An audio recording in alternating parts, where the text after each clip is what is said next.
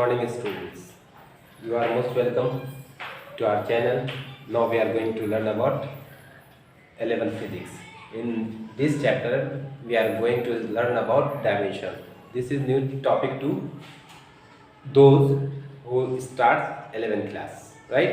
First of all हम ये जानेंगे कि जो टॉपिक पढ़ाने जा रहे हैं वो 11th क्लास के लिए बिल्कुल नया टॉपिक है। इस टॉपिक को हम आज के पहले नहीं पढ़े थे। इस टॉपिक को 11th क्लास के पहले नहीं पढ़ाया गया होगा आपको। अभी तक जो पढ़ रहे थे यूनिट जो पढ़ रहे थे वो हम पढ़े थे, मेजरमेंट पढ़े थे क्लास 9 तक, लेकिन आज जो पढ़ने वाले हैं वो है डायमेंशन। डायमेंशन तो हम लोगों ने लोअर क्लास में नहीं पढ़ा है। ओके, आइए हम हेडिंग यहाँ पे लगाते हैं डायमेंशन। डायमेंशंस को हिंदी में कहते हैं विमा। लेकिन हम डायमेंशंस क्यों पढ़ते हैं? आमतौर पर बोलचाल में बोलते हैं कि आप जो ड्राइंग कर रहे हैं उसका डायमेंशन क्या है। डायमेंशन मतलब क्या होता है? Length, width, depth, height, okay, उसकी लंबाई। ओके, और देखते हैं आमतौर पे जब इंजीनियरिंग ड्राइंग करते हैं, जब आप प्लान लेते हैं, सिविल इंजीनियरिंग वाले बच्चे, तो आपके प्लान में जो है ना उसका डायमेंशंस mm में दिया रहेगा, राइट।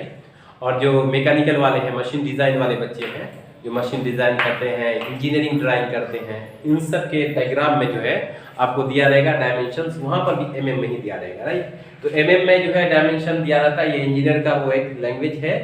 कहा जाता है कि drawing is language of an engineer. किसी इंजीनियर का जो लैंग्वेज है वो क्या होता है? ड्राइंग होता है। और ड्राइंग में जो मेजरमेंट दिया रहता है पेपर पे वो mm में। लेकिन आमतौर पे हम लोग जो घर बनाते हैं वो क्या रहता है? फुट में रहता है या मीटर में रहता है, या उसका कोई और भी हम ये यूज कर सकते हैं, क्या? यूनिट। लेकिन जो पेपर पर लिखा रहेगा वो क्या रहेगा? mm में लिखा रहेगा, राइट।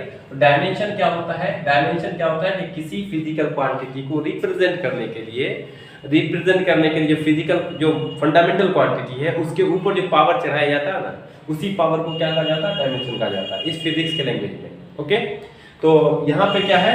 डायमेंशन कहेंगे, किसको लिखेंगे? Dimensions are dimensions.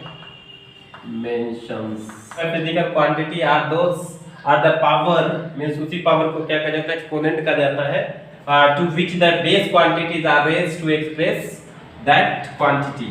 Okay, physical quantity में डायमेंशन क्या होता है? डायमेंशन क्या है कि एक पावर है जो किसी फिजिकल क्वांटिटी को एक्सप्रेस करने के लिए क्या किया जाता है? यूज किया जाता है। किस फॉर्म में? कि उस फिजिकल क्वांटिटी पर, उस फंडामेंटल क्वांटिटी पर, उस बेस क्वांटिटी पर, फंडामेंटल मतलब बेस क्वांटिटी पर हम पावर को चढ़ा दें। जैसे हम एग्जांपल देख लेते हैं। एग्जांपल में हम देखा क्या कि हम देखा स्पीड इज इक्वल टू क्या होता है? Distance upon time. Distance upon time. Distance क्या है? एक लेंथ है, और टाइम क्या है? ये t से रिप्रेजेंट करते हैं, मतलब टाइम को बेस क्वांटिटी में क्या रिप्रेजेंट किया। इसको क्या होगा देखेंगे, ये L T इनवर्स देख लेते हैं बच्चों। स्पीड क्या है? एक डिराइव्ड क्वांटिटी है। क्या है ये? एक डिराइव्ड क्वांटिटी है। इस डिराइव्ड क्वांटिटी को ये बेस क्वांटिटी के फॉर्म में रिप्रेजेंट करने के लिए ये क्या है? Base quantity. इस बेस क्वांटिटी के फॉर्म में रिप्रेजेंट करने के लिए क्या कर रहे हैं हम लोग उसको डिराइव्ड क्वांटिटी को बेस क्वांटिटी में रिप्रेजेंट करने के लिए इस बेस क्वांटिटी के ऊपर में कुछ ना कुछ पावर क्या किया गया? एक्सप्रेस किया गया है, रिप्रेजेंट किया गया है। इसी पावर को क्या कहते हैं हम लोग इसी पावर को क्या कहते हैं? डायमेंशंस कहते हैं। मींस क्या कि speed, dimension of speed is nothing but power of L is 1 and T is -1, right. Means dimension of L is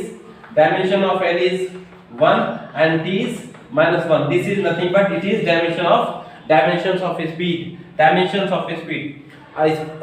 means कहने की बात ये है बच्चों कि किसी फिजिकल क्वांटिटी पर जो बेस क्वांटिटी है उस बेस क्वांटिटी को रिप्रेजेंट करने के लिए, किसी क्वांटिटी को बेस क्वांटिटी के फॉर्म में रिप्रेजेंट करने के लिए उस क्वांटिटी के ऊपर जो पावर को चढ़ाया जाता है, पावर को रखा जाता है, उसी पावर को क्या कहते हैं हम लोग? उसी एक्सपोनेंट को क्या कहते हैं हम लोग? उसी को कहते हैं डायमेंशंस। लेकिन आमतौर पर हम लोग बोलचाल में यूज करते हैं डायमेंशंस। डायमेंशन मतलब length, width and height. Okay, लेकिन आमतौर पे यहाँ पे नहीं, यहाँ पे जो फिजिक्स के अंदर पढ़ते हैं डायमेंशन का मतलब ये होगा कि स्पीड का dimension L1 T to power -1 means 1 and -1 is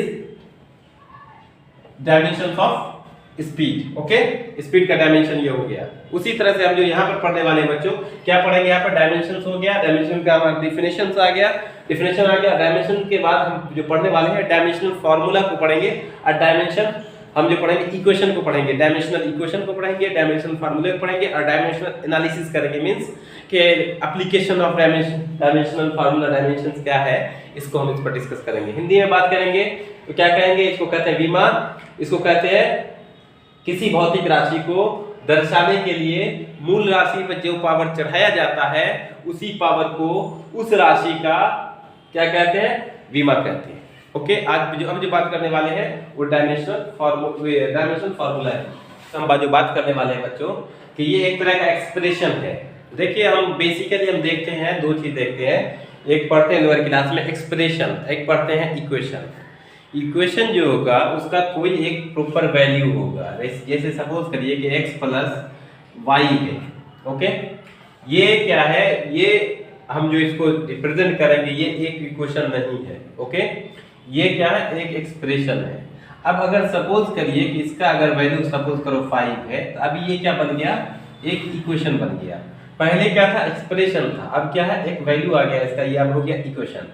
same उसी तरह से क्या है कि the expression which represents how and which of the base quantities are included is that physical quantity.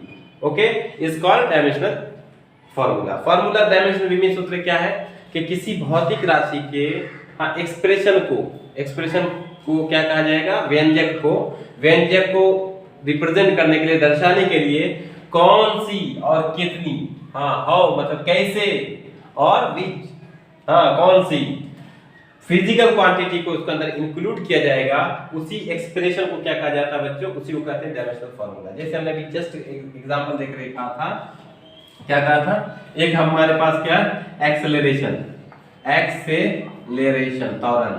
त्वरण क्या होगा, एक्सेलरेशन में क्या कर सकते हैं, ये क्या होता है, वेलोसिटी अपॉन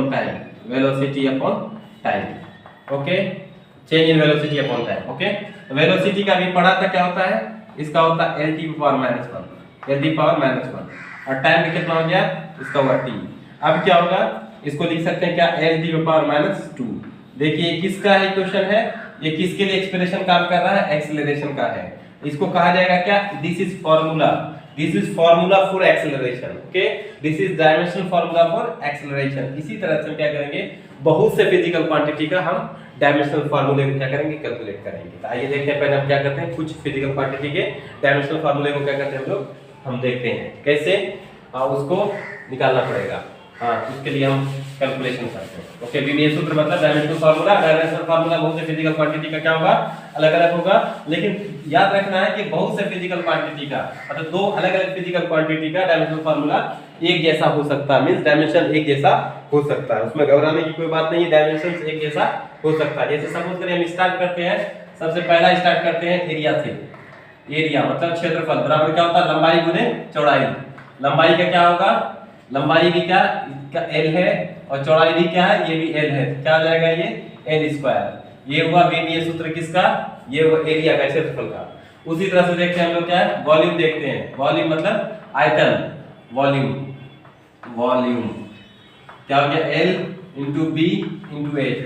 तो क्या होगा, ये l, ये क्या हो जाएगा l, ये हो जाएगा क्या l। क्यों l होगा, क्योंकि लंबाई लंबाई l, चौड़ाई को भी l से ही, ये भी मीटर में आता है, h भी क्या होगा l होगा, तो क्या हो जाएगा ये l क्यूब। ओके, उसके बाद देखिए तीसरा वॉल्यूम के बाद हम देख लेते हैं क्या, एरिया हो गया, वॉल्यूम हो गया, मास, इसको हम पढ़ते हैं क्या, डेंसिटी।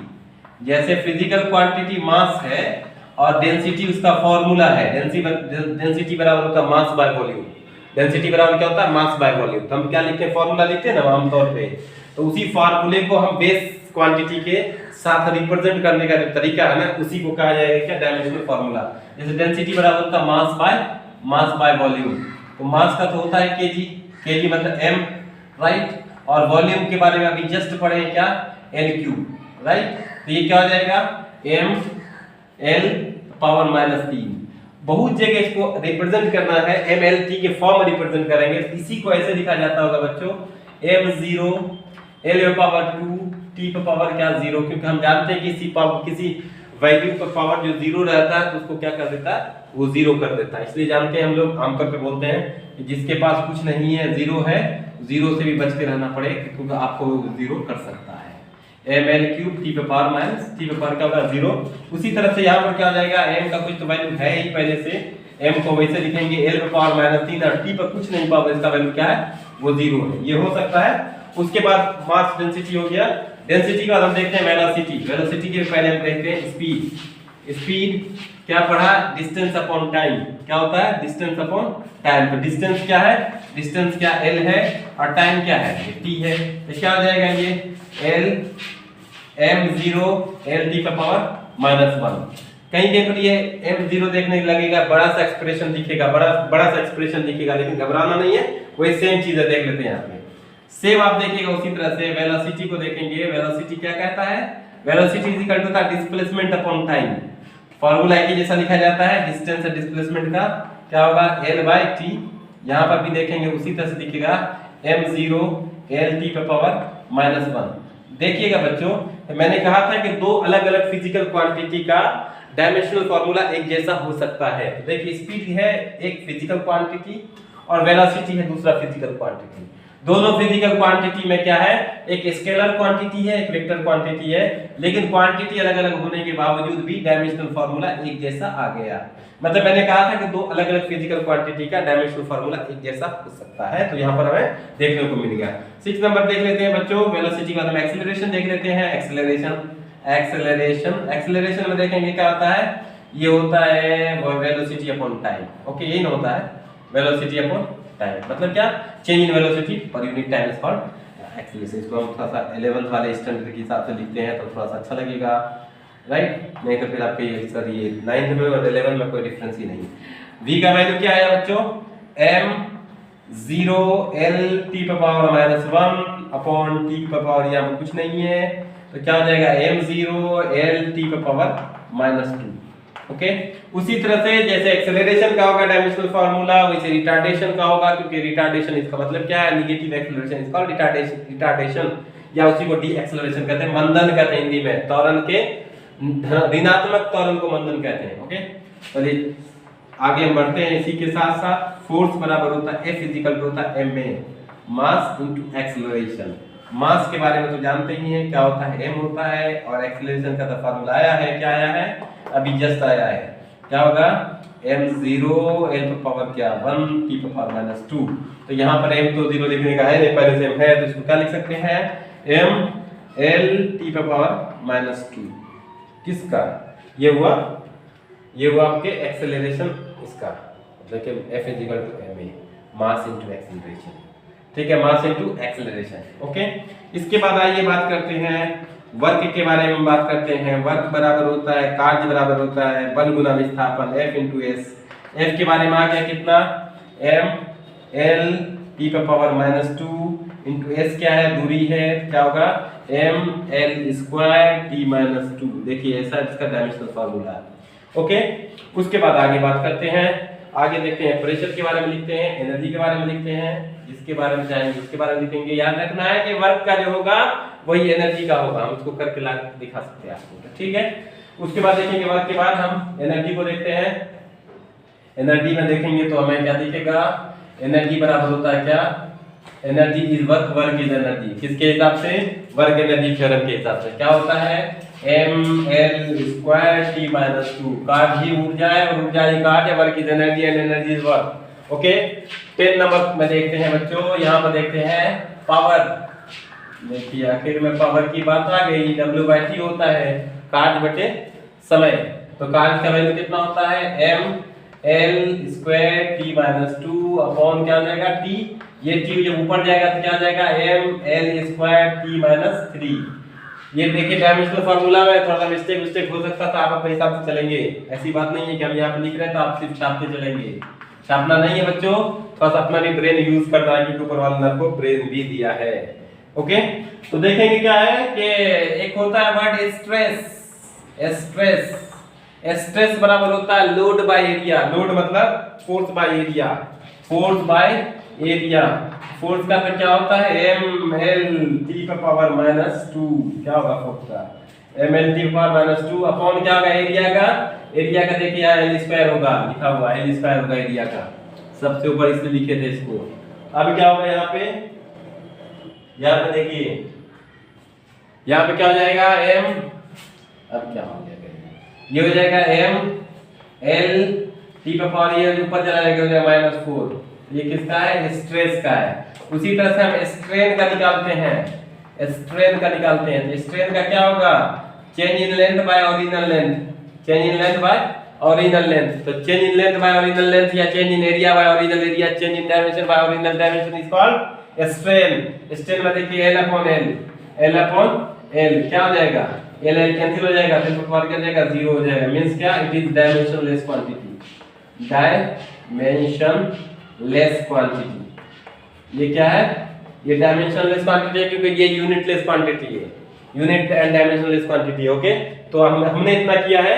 आप जो है वो एनसीईआरटी की बुक लेंगे और उस बुक में क्या करेंगे लास्ट पेज पे जाएंगे, वहां देखेंगे 93 या 94 जो है ना फार्मूला वहां पर दिया गया है। उसी फार्मूले को यूटिलाइज करते हुए बिना उसकी कॉपी पेस्ट किए खुद से करने की कोशिश करेंगे। अगर खुद से करेंगे तो क्या होगा कि आप कॉन्सेप्ट को क्लियर करके आप कर सकते हैं। अदरवाइज क्या होगा ये कॉपी पेस्ट से तो क्या होगा, कॉपी पेस्ट से तो होता ही रहता है आमतौर पे जो होता है, लेकिन आपको उससे कोई फायदा नहीं होगा। हम फायदा करने की कोशिश कर रहे हैं, आप अपने आप को नुकसान न करें, ठीक है। क्योंकि दुनिया जब आप अपने आप का फायदा नहीं करेंगे दुनिया आपका फायदा नहीं करेगा। जब आपको अपना फायदा पहुंचाना है इसका मतलब आपको बुक को रेफर करना पड़ेगा। अगर आप बुक को रेफर नहीं कर रहे हैं तो फिर क्या होगा कि सिर्फ और सिर्फ जो है ये रटने के काम आ सकता है कि आप सोचेंगे कि रट करके हम पास कर जाएंगे। ठीक है कोई बात नहीं है, क्योंकि जो पढ़ा है उसका भला हुआ है, जो नहीं पढ़ेगा उसका कुछ नहीं होगा। आप पढ़ेंगे तो कुछ कर पाएंगे। ठीक, बहुत से लोगों के पास बहुत से एग्जाम्पल होता है कि सर उसने नहीं पढ़ा था अपने लाइफ में वो सक्सेस कर गया, और देखिए कम पढ़ता था सक्सेस कर गया। और बहुत लोग जो नहीं पढ़ते हैं वो सक्सेस नहीं करते हैं। फिर उसका रेट देखेंगे ना, उसके रेट को रिप्रेजेंट करेंगे, रेट को कंसिडर करेंगे कितने लोग ऐसे हैं ठीक जो नहीं पढ़ने के बावजूद भी सक्सेस कर गए हैं, और कितने लोग ऐसे हैं जो पढ़ने के बावजूद सक्सेस किए हैं। तो बाय चांस वो उसके लिए कोई जगह नहीं है किसी बुक में। हाँ बाय चांस नहीं, बाय चॉइस करिए, ठीक है। तो बाय चांस बनना है तो कोई प्रॉब्लम नहीं है, वो तो कोई भी अचानक से सक्सेस कभी कभी कर जाता है, कोई प्रॉब्लम वाली बात नहीं है। तो उसके पीछे मेहनत करना आपको पड़ेगा, बिना मेहनत के कुछ नहीं है बच्चों, ठीक है। तो आप देखेंगे इसके आगे हमको जो पढ़ना है डायमेंशनल फार्मूला के बाद हमें डायमेंशनल इक्वेशन को पढ़ना है, ठीक है। डायमेंशनल इक्वेशन, फिर हमको ये प्रॉब्लम ये होगा कि हम डायमेंशन क्यों पढ़ते हैं, why we study about dimensions, dimension के बारे में क्यों पढ़ते हैं। तो इसके कई एप्लीकेशन को देखेंगे सिस्टमेटिकली। पहले हम देखते हैं क्या डायमेंशनल इक्वेशन, और याद रखना है कि डायमेंशनल फार्मूले का जो है ना टेक्निक, जो डायमेंशनल फार्मूले को जो लिखने का तरीका है वो क्या होता है, स्क्वायर ब्रैकेट से लिखा जाता है। अभी हम लिख रहे थे तो आपको समझ में आया होगा, ये स्क्वायर ब्रैकेट के यूज करते हैं। स्क्वायर ब्रैकेट का क्यों यूज करते हैं, ये पुराने जमाने से होता हुआ चला आया है, इसमें हम कुछ नहीं कर सकते हैं, ये कन्वेंशन है कि इसको स्क्वायर ब्रैकेट से यूज करते हैं। जैसे एक्सेलरेशन को लिखा, इसको क्या किए, क्या होता है m0 l t का पावर -t। तो देखिए ये डायमेंशनल फार्मूला हुआ, ठीक। ये क्या हुआ पूरा dimensional formula of acceleration. Okay, here dimension क्या है, m0 l1 t -2, ये इसका डायमेंशन है। लेकिन डायमेंशनल फार्मूला ये पूरा एक्सप्रेशन है। तो इसको जो क्या कर रहे हैं हम लोग इसको जो कर रहे हैं वो स्क्वायर ब्रैकेट से, जिसको बड़ी ब्रैकेट कहा जाता है, मतलब हाँ बड़ा कोष्ठक कहते हैं, कोष्ठ। तो बड़ी ब्रैकेट का यूज करते हैं, मतलब क्या स्क्वायर ब्रैकेट का यूज करते हैं। ब्रैकेट तो जानते हैं कितने तरह का होता है, उसको छोड़िए बचपन में पढ़े होंगे। लेकिन यहाँ पर जो इसको यूज करेंगे स्क्वायर ब्रैकेट यूज करेंगे, और अपने आप को जो कन्वेंशनली इसको करते आ रहे हैं वैसे करेंगे, ठीक है। उसके बाद जो है यहाँ पर कुछ ऐसे फिजिकल क्वांटिटीज होंगे जिसके डायमेंशंस नहीं होंगे, उसको हम जो रिप्रेजेंट करते वक्त देखेंगे क्या कि उसके डायमेंशन में लिख देंगे ये डायमेंशनलेस क्वांटिटी है, ठीक है। आगे देखते हैं, नेक्स्ट है डायमेंशनल इक्वेशन। जैसे बताया था कि डायमेंशनल इक्वेशन क्या होता है। इक्वेशन देखते हैं बच्चों कि डायमेंशनल इक्वेशन किसको कहते हैं। The equation obtain to equating a physical quantity with its dimensional formula is called its dimension equation. तो कहने वाली बात है कि हमने देखा क्या कि एक वेलोसिटी लेते हैं, वेलोसिटी को हम जो रिप्रेजेंट करते हैं कैसे करते हैं, वेलोसिटी जो होता है वेलोसिटी इक्वल होता है m0 l t पर पावर -1। ओके, ऐसा इक्वेशन आता है। ठीक है, तो हम क्या करते हैं, इसको इक्वेट करते हैं। ये क्या है, डायमेंशनल इक्वेशन, ये फॉर्मूला है। डायमेंशनल क्या है, ये फॉर्मूला है, ये डायमेंशनल फॉर्मूला ऑफ वेलोसिटी है। लिख देते हैं यहाँ पर, ये क्या बच्चों, डायमेंशनल फॉर्मूला किसके लिए है, ये वेलोसिटी के लिए। तो उसी को क्या करेंगे, अगर हम इक्वेट कर रहे हैं, इक्वेट कैसे करेंगे, ऐसे देखिए v ऐसे लिख दिया और ऐसे लिख दिया m0 l t पर पावर -1। तो ये हो गया क्या, इक्वेशन। ये क्या होगा, इक्वेशन, क्योंकि हमने कहा है क्या कि x + y का वैल्यू अगर 7 है या 5 है, तो ये क्या कर रहा है, एक एक्सप्रेशन है, इस एक्सप्रेशन को, इस इक्वेशन को क्या करना है, रिप्रेजेंट करना है। इस फॉर्मूले को रिप्रेजेंट कर रहे हैं किसी वैल्यूज के साथ में, इक्वेट कर रहे हैं एक दूसरे को, तब क्या हो गया, ये इक्वेशन हो गया।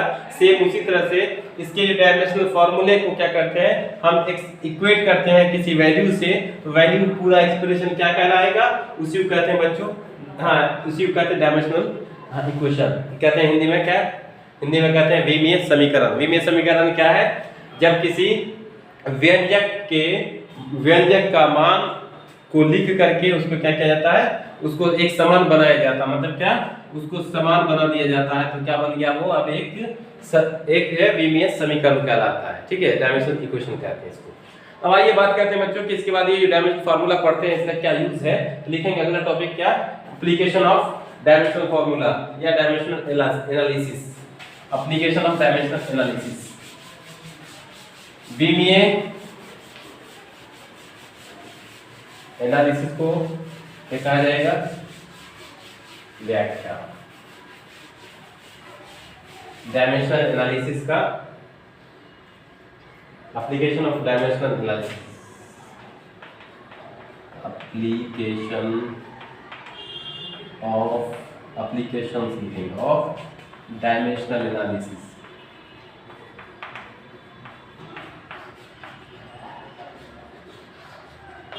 इसका जो यूज है ना डायमेंशन का, वो क्या है, सबसे पहले हम जानेंगे। ये जो हम पढ़ते हैं, कोई भी चीज पढ़ रहे हैं उसका कुछ ना कुछ यूज है। यूज क्या है हम इसको देखेंगे। पहला जो यूज क्या कहता है, पहला यूज क्या कहता है कि इसका जो उपयोग करते हैं, किसका, विमीय सूत्र का जो उपयोग करते हैं, क्या किस लिए करते हैं, to convert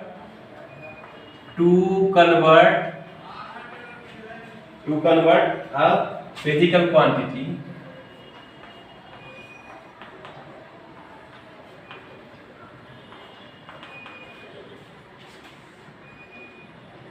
from one system of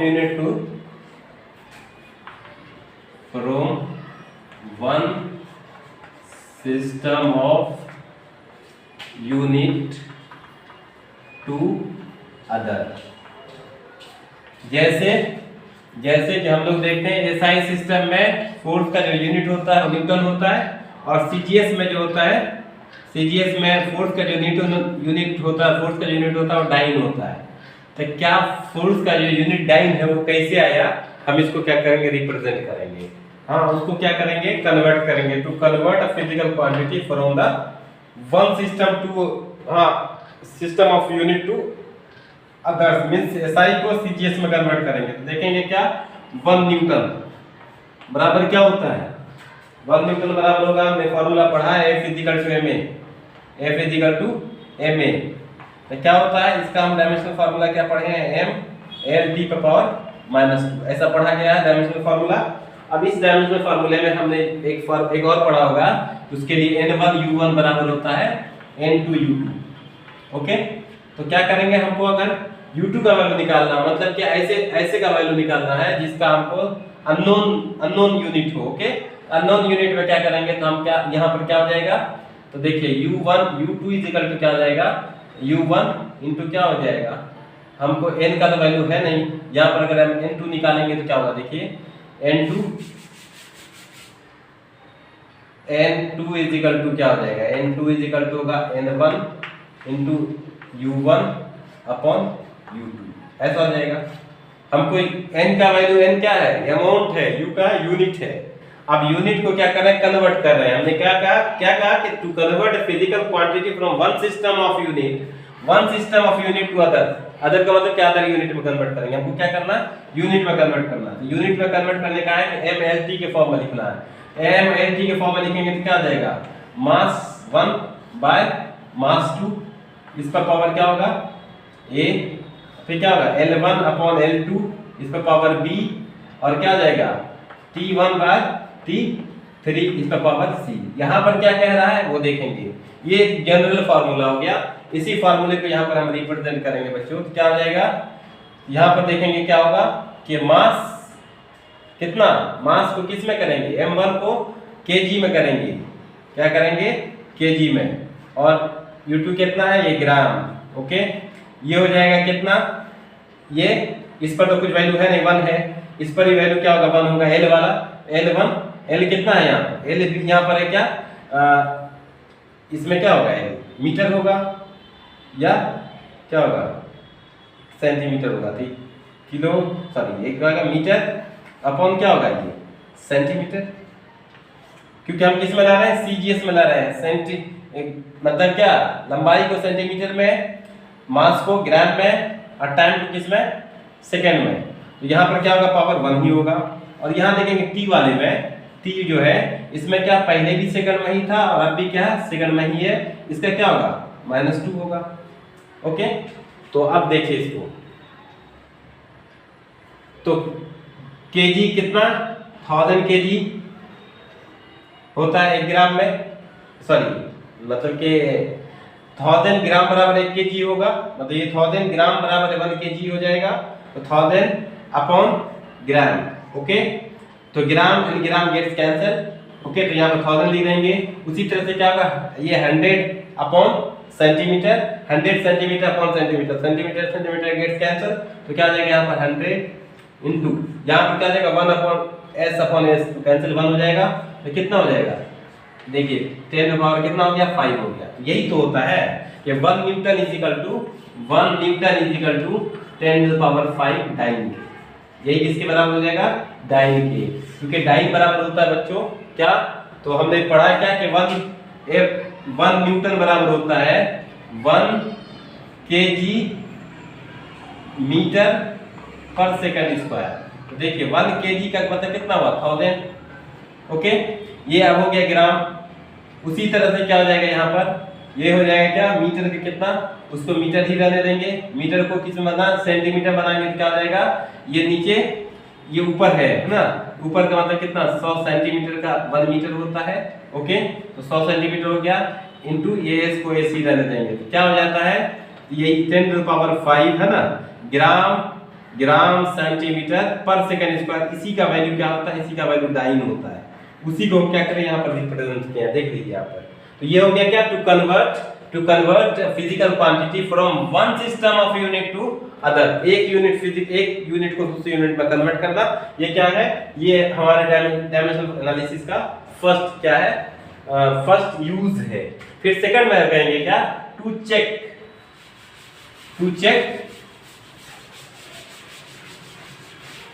formula, correctness of formula, to check correctness of formula. किसी फॉर्मूले को सही होने का, सत्यापन होने का, सत्यापित होने की का जो चेक है, वो क्या चेक करना, मतलब क्या, उसको चेक करेंगे कि वो सही होगा कि नहीं। तो उसमें क्या है, हम इसी डायमेंशनल फार्मूला का यूज करते हैं, to check correctness of formula.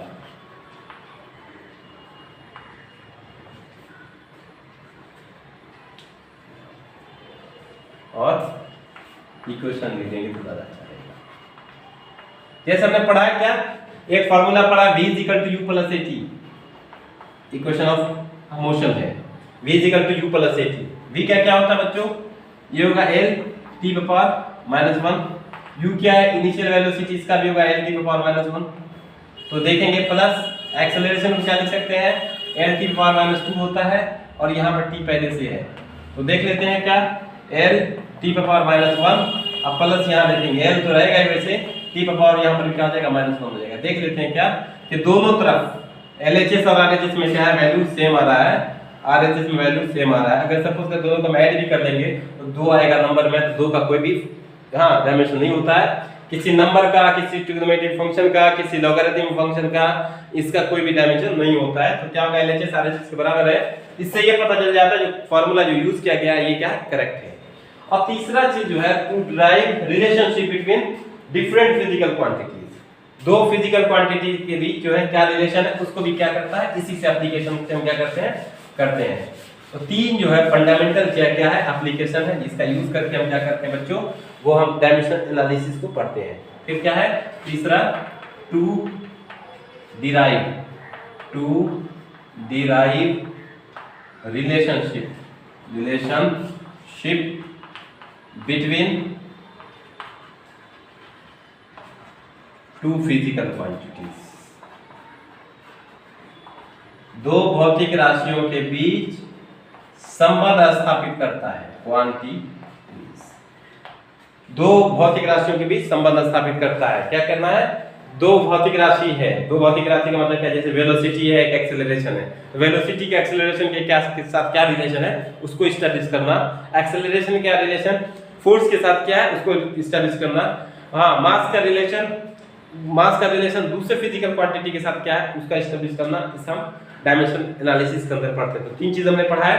पहला क्या है कि to convert one physical quantity into another, one physical unit of system, one unit of system to another unit of system, किसके, फिजिकल क्वांटिटी का। दूसरा क्या है, हम उसके करेक्टनेस को चेक करेंगे। तीसरा क्या है हम 2 फिजिकल क्वांटिटी के बीच रिलेशन एस्टैब्लिश करेंगे। आज के इस वीडियो में बच्चों इतना ही पढ़ेंगे। नेक्स्ट वीडियो में जो पढ़ने वाले हैं वो कुछ और फिजिकल क्वांटिटीज के करेक्टनेस को हम चेक करेंगे, और उसके बाद फिर हम देखेंगे क्या कि इस जो डायमेंशनल एनालिसिस है, डायमेंशनल फार्मूला, इसका क्या डिमेरिट्स है, क्या मेरिट्स है, इसको हम डिस्कस करेंगे नेक्स्ट वीडियो में। Thank you, fantastic day.